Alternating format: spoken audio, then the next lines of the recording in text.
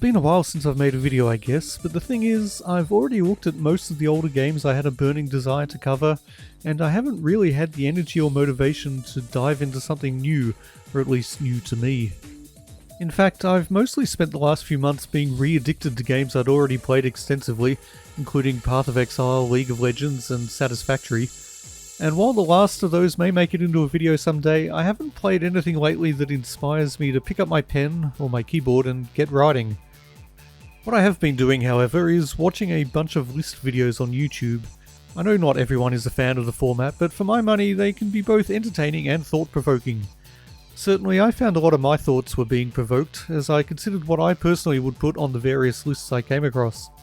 I often found myself putting my own suggestions in the comments where no one would read them, and eventually it occurred to me that I might as well put them in a video where no one would watch them. So that's what I'm going to do today. Shout out to Outside Xbox, one of the best gaming channels on YouTube in my opinion, for the inspiration for this list. I don't think I'm infringing copyright by doing a list similar to one they've done in the past. If no one was allowed to do a similar list video to one that's already out there, 99% of such videos would not exist. And anyway, if I'm going to get copyright claimed on this one, it's going to be due to the music, because in this video I'm revisiting 7 pieces of game music that have really stuck with me over the years. And yes, I stole the number 7 from Outside Xbox too. It's a good number, and I'm pretty sure they don't hold the copyright for it. Now, as you might have picked up if you've watched many of my videos, I love music. I'd say it brings me more joy than any other artistic medium, and I particularly love game music. I'm not sure if that's because being in a game enhances my fondness for a piece of music, or if game designers just have really good taste, but I'd say at least 3/4 of my favourite music has its origins in gaming. Now, the tracks on this list are not necessarily my all-time favourites, but they are ones that really made me sit up and take notice when I first heard them, and which have been living comfortably in my brain for the years or decades since. I've tried to pick tracks from a variety of eras, and I've listed them here in a roughly chronological order, so the order has nothing to do with how much I actually like them. With that said, here's number 1.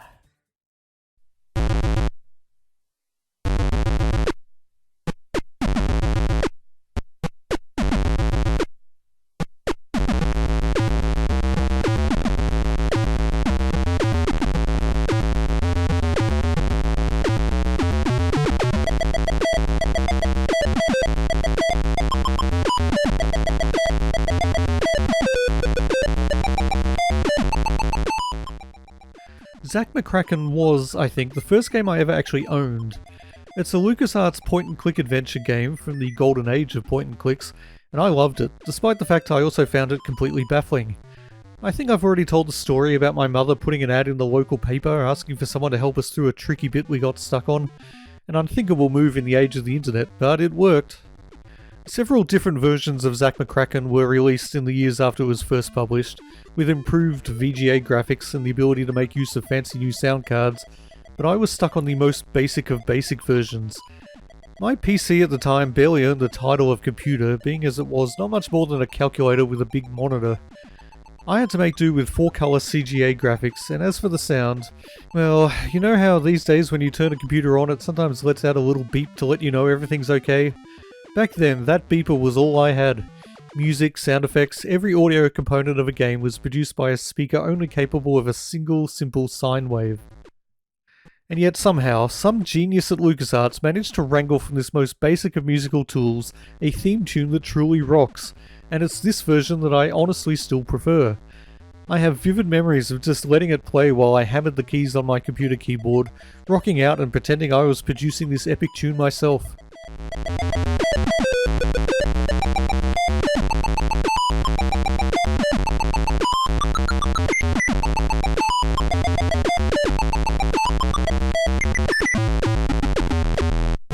It really is impressive what a bit of technical ingenuity and a lot of musical talent has been able to produce by playing one note at a time, albeit extremely quickly at points.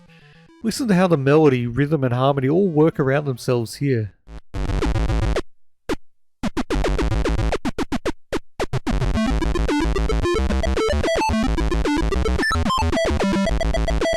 Not bad, huh? Primitive, sure, but hell, it still works for me.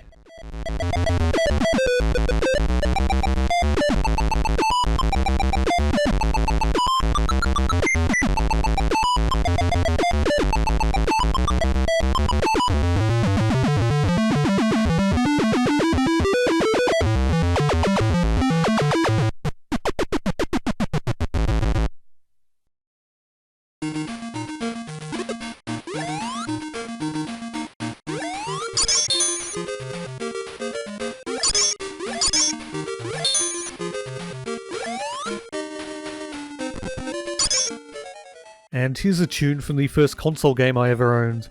And I'll be honest, I'm not even sure I like this one all that much. I mean, I think I do, but I heard it so much as a kid that it's kind of lost all meaning for me. Like when you repeat a word over and over until it just becomes a sound, devoid of any sense. Nevertheless, when I cast my mind back to the first years of the 90s, this was the piece of music that I found waiting for me. This is the Master System version of the tune. You could argue the Mega Drive version is more sophisticated, but, and maybe this is just the nostalgia factor, this is the one I still prefer. There's just something so catchy about it. It's an earworm in the truest sense.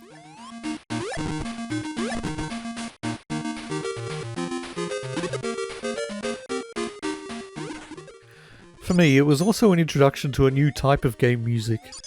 Like I said, my PC was not exactly a high-tech beast of a machine, and apart from the occasional trip to the arcade, that was the only gaming option I had.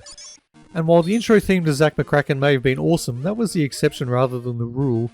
Actual decent music in games was still a novelty for me, and so was the sort of music that most platformers like Alex Kidd featured, that is, musical themes for each level, with the music playing constantly as you ran, jumped and punched your way to the end credits. The majority of games I'd played before were adventure games that featured at most the occasional musical phrase when something important happened, or more likely, complete silence. So repetitive and borderline annoying as it may have been, to my uncultured ears this tune from Alex Kidd was a veritable symphony of delights.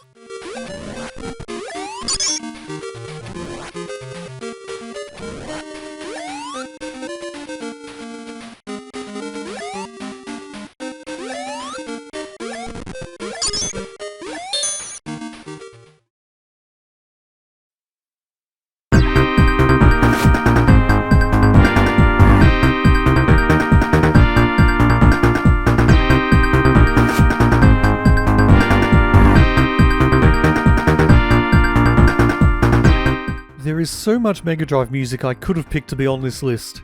If I hadn't already heaped extensive praise on the music of Ecco 2 in my first video, it would probably have appeared here. Or it could easily have been something from Streets of Rage, or maybe something a little more obscure like the amazingly sophisticated soundtrack of Batman and Robin. But really, when it comes to truly iconic Mega Drive soundtracks, Sonic the Hedgehog remains the king. I still had to think long and hard about which Sonic tune has stuck with me the most, because the fact is most of them have a permanent spot on my playlists, not to mention my brain. It could have been the iconic Green Hill Zone from the first game. It could have been the pulse-pounding Flying Battery theme from Sonic & Knuckles. It could have been the incredibly funky Mystic Cave theme from Sonic 2, and in fact, that's what I'd intended to have in this spot when I started writing this script. But ultimately, it just had to be Ice Cap Zone. It's a more obvious choice perhaps, but it's undoubtedly the Sonic tune I keep coming back to the most often.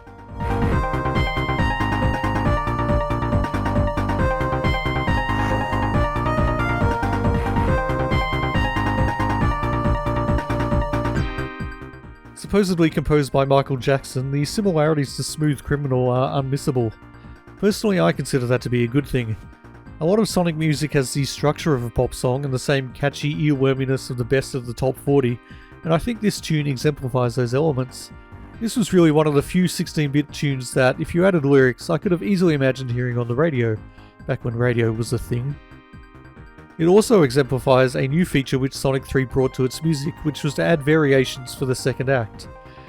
This theme does something I find particularly appealing, a breakdown in which all the elements are isolated and then build themselves back up.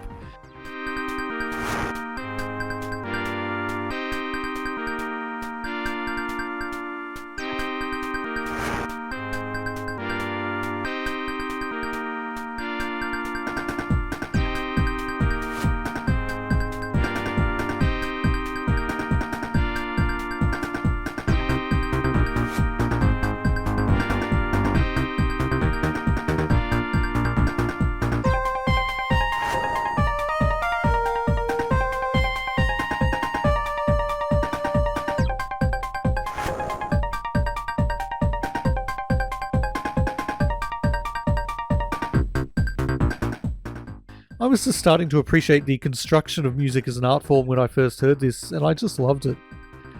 And not only is this tune a great piece of music, it's perfectly suited to the level in which it appears. It evokes snow and speed, and I'll forever associate it with Sonic zigging and zagging as he skis down the mountains, plummeting like a barely controlled streak of blue lightning. I've always maintained that the Mega Drive had an incredible sound chip, and I don't think anything demonstrates that as clearly as this tune.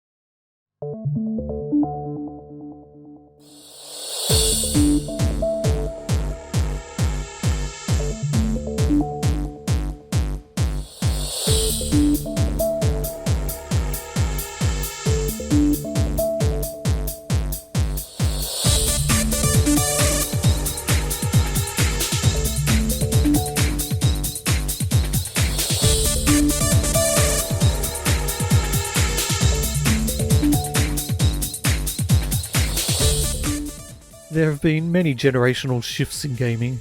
The dawn of the arcade machine, the emergence of home gaming consoles, 8-bit to 16-bit, the jump to 3D. But for me, the biggest, or at least the most significant leap in gaming came with the PlayStation, and that wasn't just down to the advancements of technology.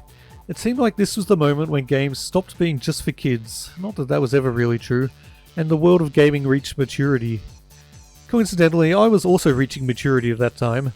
Well, technically I was, I guess, in as much as I was nearly 16 when I got my PlayStation, although in reality I don't think I've done much maturing since I was in primary school. But there were definitely tonal shifts occurring in games at that time, and I was primed to embrace them. And to my mind, nothing embodies that tonal shift, that growing maturity, as much as the first time I played the demo for Wipeout 2097.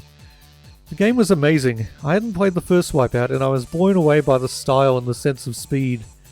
But it was the music that had the greatest impact. There was only one track in the demo, by which I mean both musical track and race track, and I spent many hours racing around that futuristic train station with this tune pounding in my ears.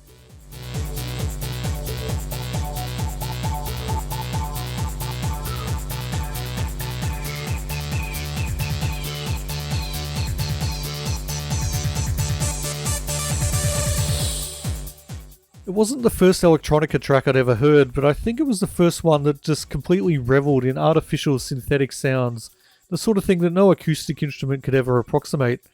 That punchy kick drum with the resonant bass, that screechy synth melody coming in like an electric shock, the pure upbeat energy of it all, I was hooked. When I got my hands on the full game, it turned out to be possibly the most influential thing ever in terms of shaping my musical tastes, as it introduced me to the sheer variety of electronica, particularly UK big beat, house and trance. Underworld, Chemical Brothers, Future Sound of London, The Prodigy, these remain some of my favourite bands, and I heard them all first in Wipeout 2097. As an aside, Tim Wright, the man behind Cold Storage, was a big part of my gaming life already, though I didn't know it, as he composed a lot of the music for Lemmings and Shadow of the Beast, and tracks from both of those games could easily have ended up on this list.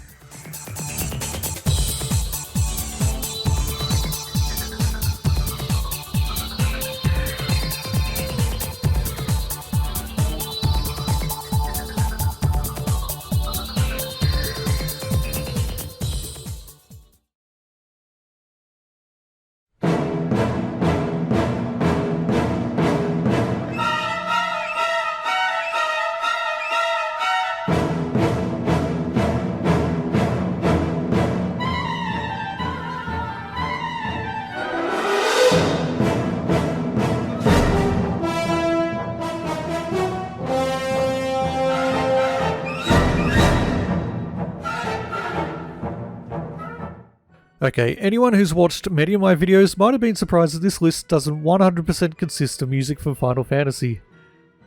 I've been a bit outspoken in my appreciation of Final Fantasy music, and yet I still have not come close to adequately expressing just how much I love it.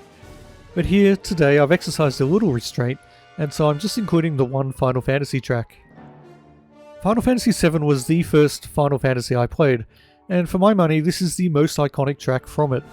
You could argue that title should perhaps go to Aerith's theme, and I can't deny that would be a valid choice, but I think nobody could deny that the final battle against Sephiroth is one of the most awe-inspiring moments in JRPG history, and a lot of that is down to the soundtrack that comes with it.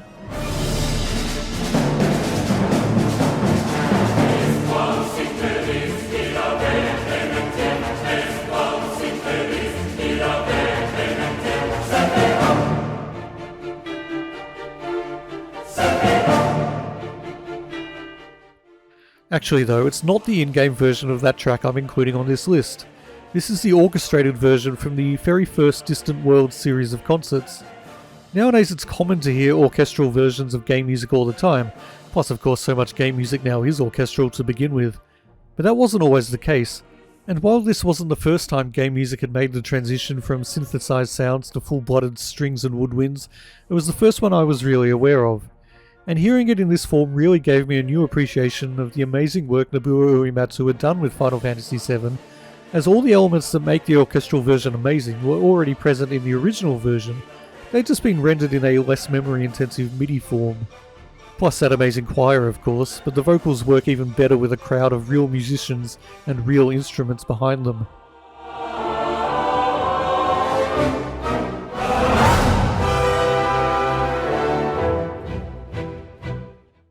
This was also the first time I realised that game music was truly starting to carve out a niche separate from the games themselves, and when I began to wonder just how durable some game music might turn out to be, long after their original source is forgotten. A lot of the classical music that remains popular today has its roots in opera or ballets or plays, or even films that are largely forgotten. I'm not saying that I expect Final Fantasy to be forgotten in the same way, but I do honestly believe that, no matter what, its music will live on for generations.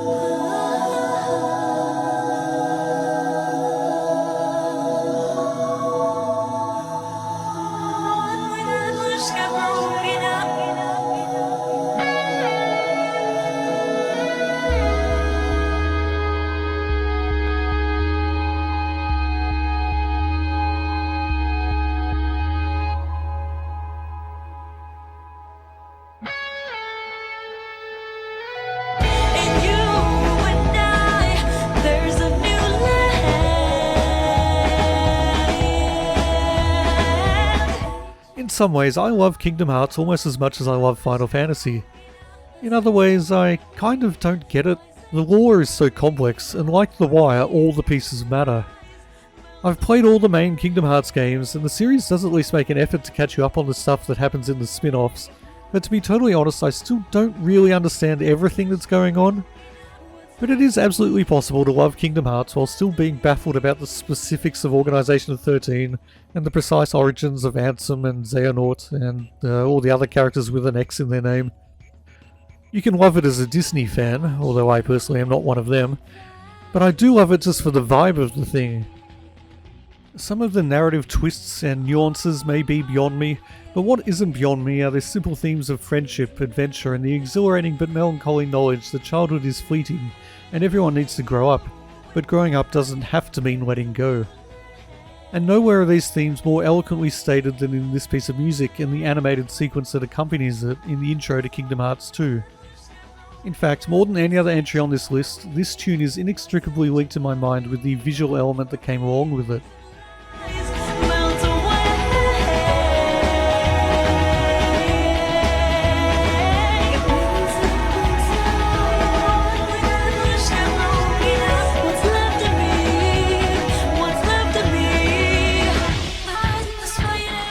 I don't think you need to know what's going on here to appreciate it. You just need to get the vibe. If you don't get it, that's fine. This sort of anime stuff isn't for everyone. But if you do get it, this is like an injection of pure emotion delivered straight to the heart.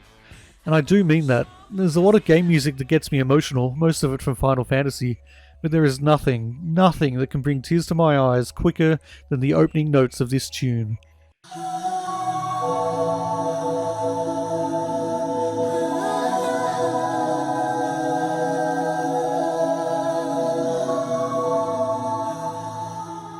And now I feel like I need to go play the entire Kingdom Hearts series again.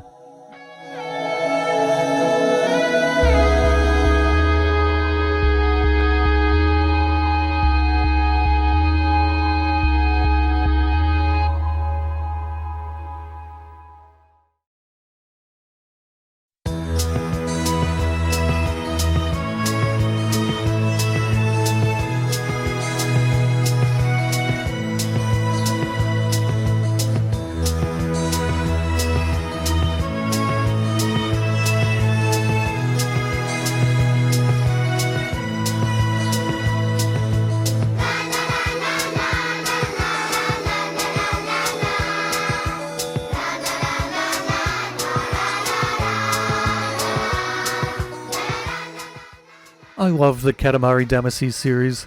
The gameplay can be a little awkward, but it's just so fun and satisfying to simply roll around, gathering all the worldly detritus you can into yourself, and growing until you become so vast you can become one with the entire solar system.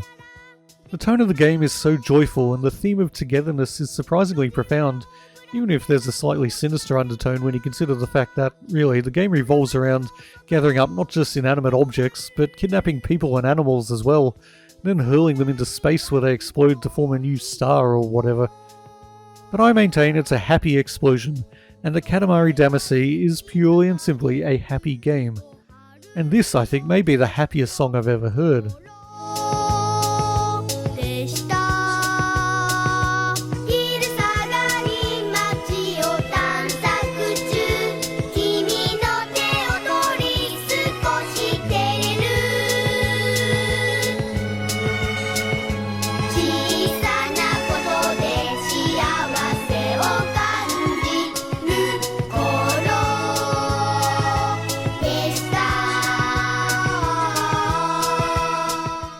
The soundtracks of Katamari Damacy are famously eclectic and cover a huge variety of styles. Jazz, funk, bossa nova, rock, disco, techno. If you can't find something you like the sound of in a Katamari game, the audio center of your brain must have been cauterized. But just like the game, the thread that runs through all that music is simple, carefree happiness. Just rolling around without a trouble in the world, chilling and vibing, as the kids of today might say. Or perhaps the kids of yesterday. I have not kept up with what the kids are saying. This tune, though, manages to reach an even more exalted level of pure joy. It's a childlike sense of joy, both metaphorically and literally with the children's choir, and the driving rhythms give it an energy that I no longer possess, but which my feeble aging bones can still recall on a warm spring morning. It really is the ultimate mood lifter.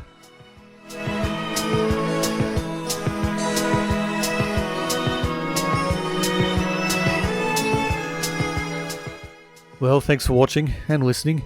Let me know in the comments what you think of my selections and what pieces of game music have lived on in your memory long after you first heard them.